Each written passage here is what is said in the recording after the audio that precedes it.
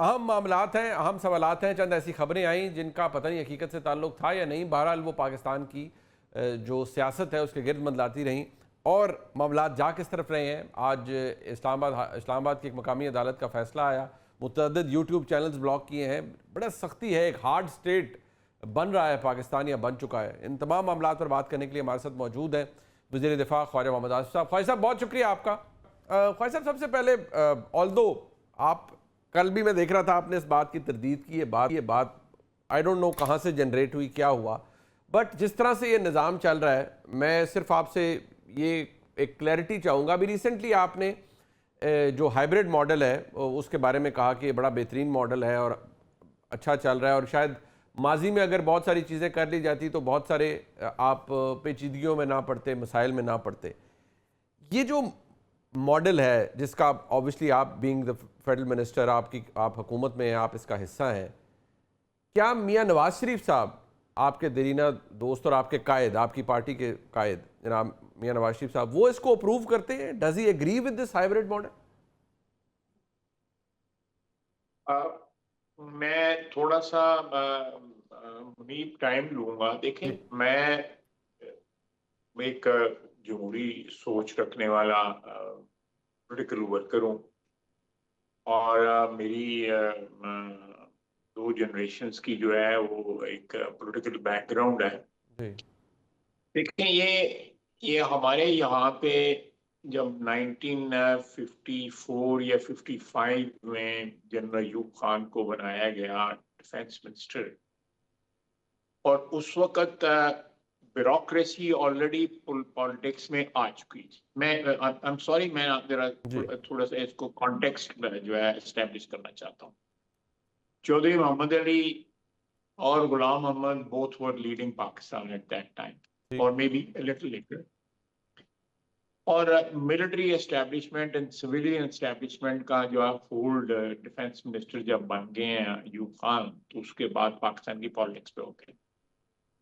So that was the beginning of, मैं तो hybrid तो एक लफ्ज इस्तेमाल किया है ना, लेकिन जो अरेंजमेंट्स चलनी शुरू हुई पाकिस्तान में, जी उनकी इब्तदा वहां से स्टार्ट हो कि bureaucracy and military bureaucracy and civilian bureaucracy got together and they took away gradually the charge from the civilian leadership, and ultimately civilian leadership became subservient to military leadership in 1958 जब coup हो गया और जी constitution जो है was thrown away।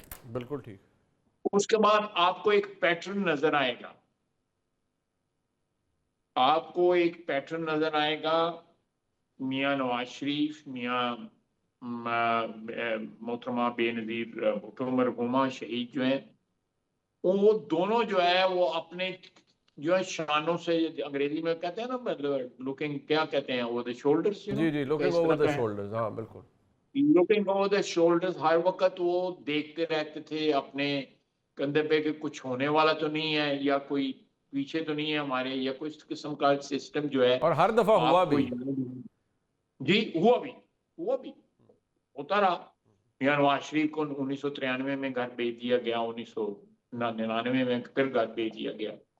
17 में फिर भेज दिया गया। और वो और मैंने अभी आपसे मैं गुफ्तगू कर रहा था कि अगर उस रात कोई रेजिस्ट किया जाता, जब पीटीआई ने हमला किया था रेड जोन में 2014 में जब धरने की इब्तिदा हुई थी, अगर रेजिस्ट किया जाता तो मेरे ख्याल में ये प्लान था कि रेजिस्टेंस होती, मैं गोली चलती, लाठीचार्ज होता, खून खराबा होता, तो उसी रात टेक ओवर हो जाना था।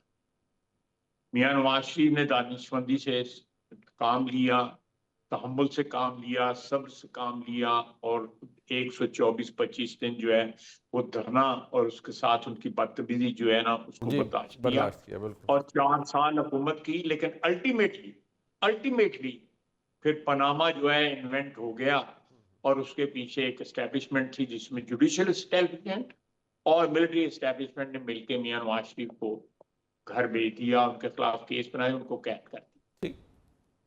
ये मैं इस सारी जो बैकग्राउंड आपको बता रहा हूँ, जो मौजूदा इस वक्त एस्टेब्लिशमेंट है, उसमें एक बड़ा तवाज़न है। उसमें कोई किसी के नीचे नहीं लगा हुआ, पंजाबी में जिस तरह कहते हैं। बिल्कुल।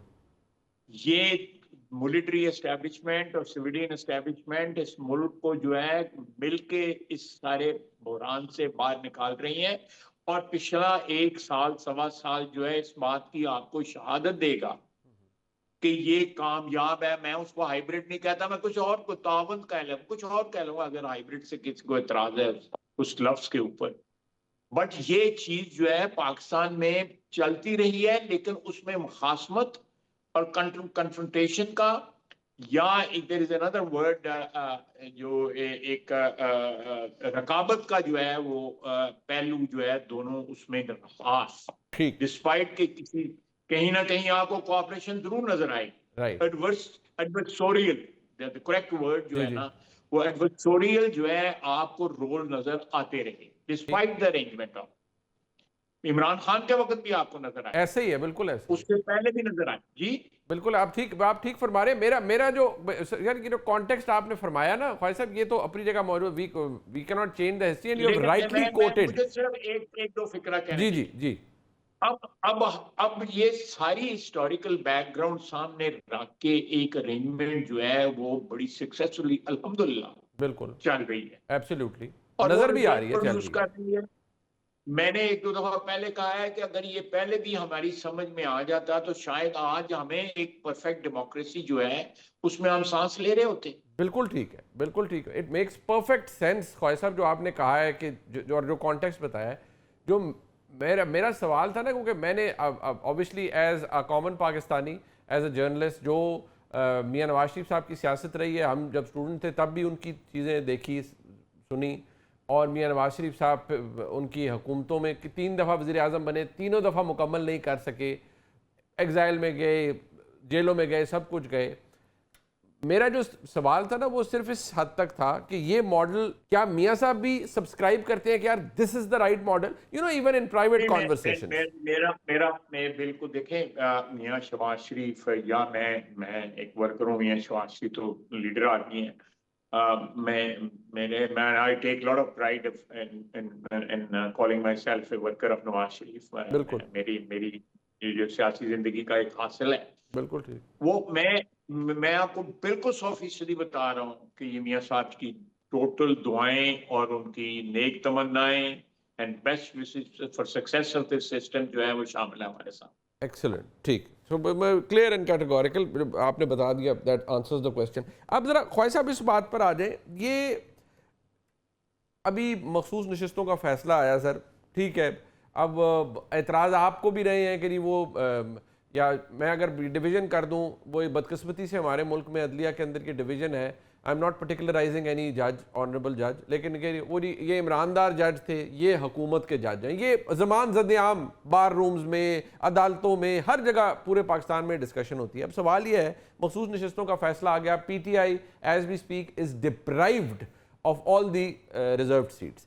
सवाल ये है कि ये तो चले हो गया, अब वो पंजाब की असेंबली के अंदर आप माशाल्लाह इतना इलस्ट्रियस करियर है आपका as a member parliament, sir बदतमीजियाँ भी होती हैं, नारे भी लगते हैं, बड़ी बड़ी फजूल और फौश हरकतें भी होती हैं, बट टू द एक्सटेंट के लिए उनको मुअत्तल कर दी जाती है सिटिंग।